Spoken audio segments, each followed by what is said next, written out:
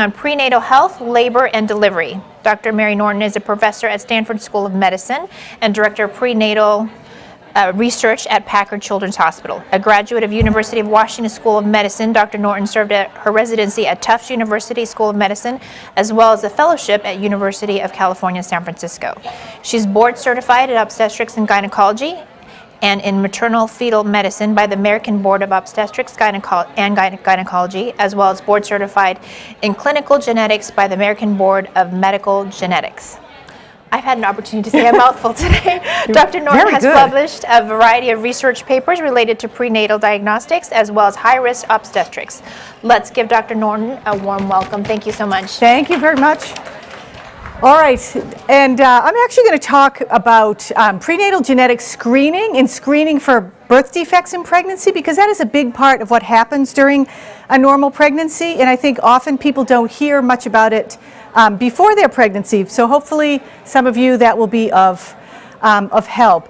And generally with advances in genetics now, some kind of prenatal genetic testing is offered to everyone during their pregnancy, and that includes testing for things like common birth defects like spina bifida or heart defects in the baby, chromosome problems like Down syndrome that people have often heard of, and then genetic diseases like sickle cell anemia and cystic fibrosis and things like that. And testing for some or all of these is offered to pretty much everybody during a normal pregnancy.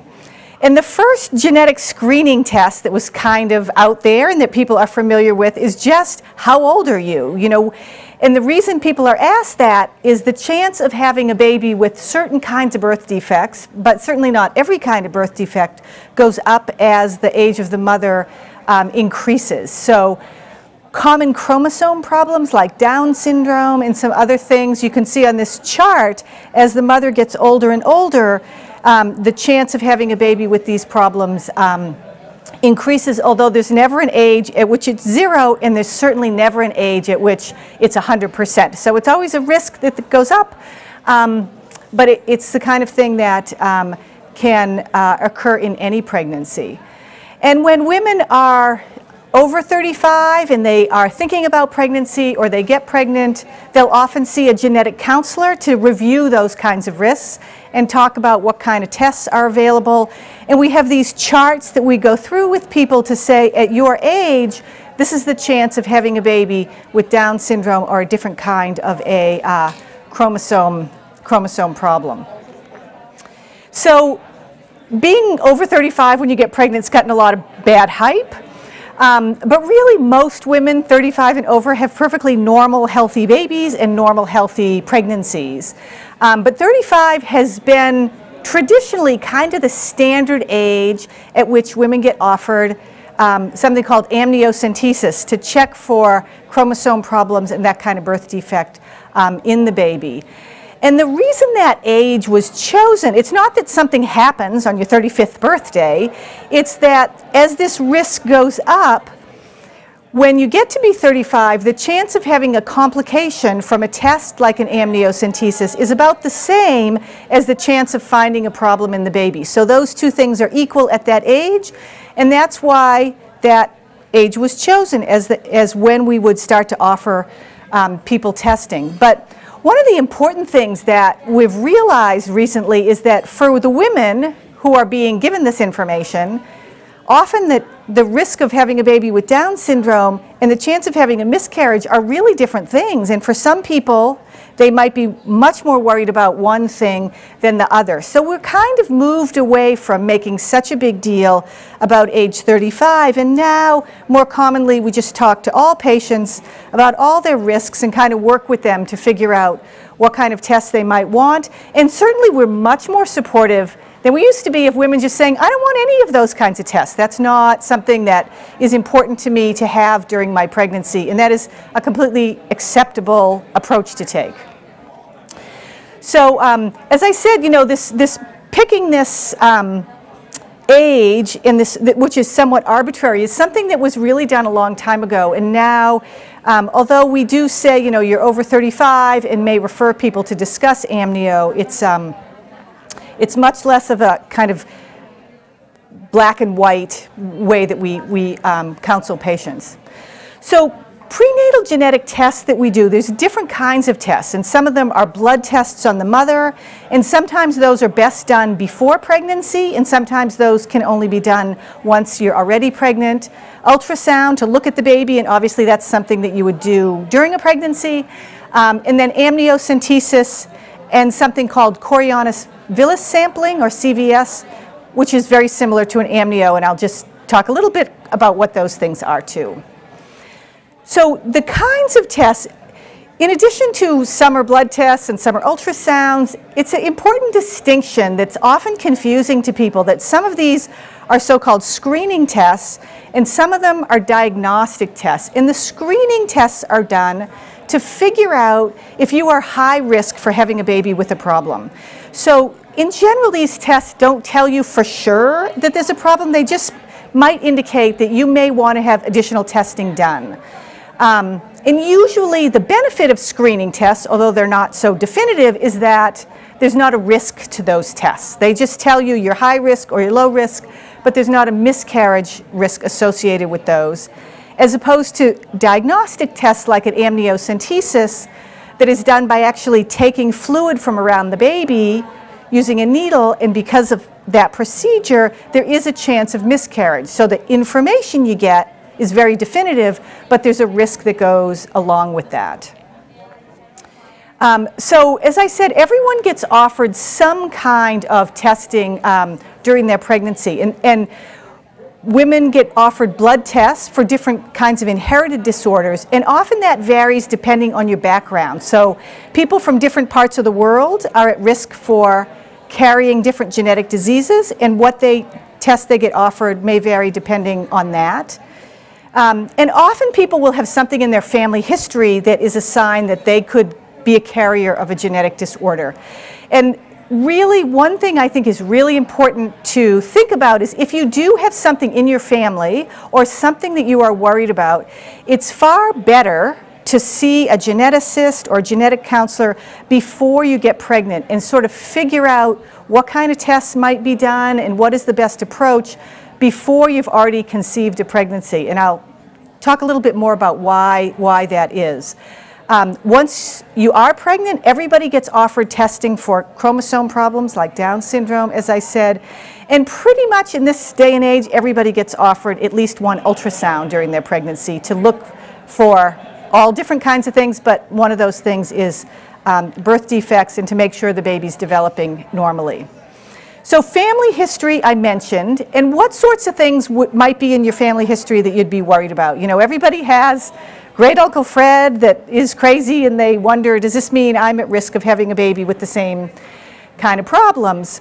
And as a general rule, we really only worry about our closest relatives. So if you have a brother or a sister, or you've had a previous child with a problem, or one of your parents has a problem, that may put you at risk for carrying a genetic disorder, but cousins, aunts, uncles, more distant relatives usually don't present a significant risk that you will have a baby with that same problem. So that is kind of reassuring to know. It has to be someone that's a pretty close relative.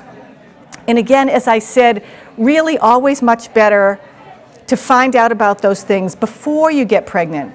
And this is kind of an interest. This is a family history that is quite famous. This is Queen Victoria, and I don't know how many of you are familiar with the royal family history, but she was a carrier of something called hemophilia, a bleeding disorder, and she passed that on to her sons, who then had hemophilia, and half of her daughters who were carriers of hemophilia.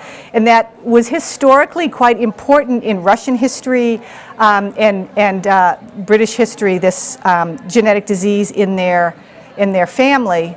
And there are all kinds of other disorders that are carried on the Y chromosome that specifically affect men and boys in particular. So if you find out that or if you are concerned that you have some kind of a serious genetic disorder in your family, one of the things that is available for high-risk families is something called pre-implantation genetic testing. And this is something that is offered to prospective parents who are known to carry serious genetic disorders for which there's been a test developed. And by doing IVF for those people, you can take embryos and actually take a cell off those early embryos and test it for a variety of genetic disorders and only put back and use the embryos that are healthy. So this is something that's not done commonly, but it's just an example of something that might be an option for someone with a disorder in the family before pregnancy, that obviously once you're already pregnant you would no longer have that as a way of avoiding facing those issues when you do get pregnant. So besides carrier testing for common things depending on your background, again, prenatal screening for chromosome problems once you're pregnant, and then the third thing that is routinely done for everyone who has a pregnancy and delivers a baby is newborn screening. And every baby born in the US is tested for a variety of different, mostly genetic, but there's some other disorders that are tested for by doing a heel stick. So the little baby's heel is held like that, and you poke it and get a little drop of blood that's put on a card and sent to a state lab. And these tests are done, different tests are done in different states. It's run by the state, they all have their own program, but it is done as a routine, and parents can decline such testing. They can say, you know, I don't want this done to my baby. But generally these are disorders that if you find out about it right when the baby's born, you can treat the baby and that baby can have a very healthy life. Whereas if you don't find out about it till the baby's much older, there may have been medical problems that have arisen that you could have avoided. So by putting up a hue and cry, parents can decline this kind of testing, but in the absence of that, every baby goes through some kind of newborn screening. And this is just a list of common diseases in certain groups that are tested for. Patients that are of Jewish background have, in addition to Tay-Sachs disease, there are a couple of other disorders that are more common. Most people now are offered testing for something called cystic fibrosis, and then sickle cell anemia and thalassemia are inherited anemias that are common in certain parts of the world. And it's actually kind of interesting. The reason those are so common is that people that carry those disorders are themselves perfectly healthy, but they are resistant to malaria. And malaria in the equatorial parts of the world is a huge problem. And it is a common cause of pregnancy complications, and it can cause death in infancy and childhood. And people who carry thalassemia or sickle cell anemia are resistant to that. So it's very common in people from equatorial parts of the world. But if both parents are carriers, a child can be born and be quite sick. So ultrasound, as I said, everyone gets offered an ultrasound when they're pregnant nowadays, and ultrasound equipment has become much, much better, and it never fails to amaze me. I do this every day, how much you can see in these cute little fetuses. And people always ask, how does ultrasound work? Can the baby hear it? And I have to say, I'm not a physicist. Maybe you guys here at CISCO know better than I do how it actually works. But I do know the baby can't hear it because we can't hear it, because it is out of the range of human hearing. And is ultrasound safe? There are, there's things in the press about ultrasound causing autism and all kinds of problems, but ultrasound is really very safe. It doesn't use radiation. It's not been shown to cause any kind of problems or birth defects, and lots of people have looked into this. Really, the highest risk is that someone will do an ultrasound that isn't very well trained, and they will think there is a problem when there is not, in fact, a problem. And really, that is the biggest risk that we see with ultrasound. If you get pregnant and have an ultrasound, make sure the person doing it is well trained and knows what they are they're looking at. And this was an editorial written by a colleague of mine that I had a lot of respect for, who pointed out how many pregnant women he saw that had been needlessly scared by ultrasound results. So, and these are some ultrasound pictures. This is a 6-week embryo, and you can see it looks like just a little teeny lima bean at that point. It's a slightly bigger lima bean that if you really know what you're looking for, you can tell the head end, but it still doesn't look like very much. And then by 12 weeks, it's kind of amazing. You can see the head, the profile, the arms and legs. You can count fingers and toes. It's really kind of incredible that in this very short period of time, how much has happened and developed. And then by the time you get to be 20 weeks, you can really see much more detail of the baby's brain, face, heart. And these are just some cute ultrasound pictures of the heart. You can easily count fingers, you can see kidneys, and you can tell if it's a boy or girl, which is usually mostly what the parents want to hear. 3D ultrasound gives you these very cute pictures. It is not really necessary for medical diagnosis in most cases. It's really something that is used commercially because the patients, it makes sense to them. Those black and white pictures don't look like very much. In the 3D pictures, everyone can see that that is a very, very cute little baby, but medically, it's not often necessary, and it is not easy to get those really cute pictures. And I like to say, if you see these ads and you think these are the typical pictures that you'll get if you go to the mall, then you will believe that these are typical CISCO employees. It just doesn't look exactly like what it looks like in the ads. And MRI, we actually sometimes use in pregnancy when there is a problem to further figure out what is going on, and you can get really beautiful, amazing pictures using MRI. These are MRIs of a developing fetal brain. It's really incredible what you can see.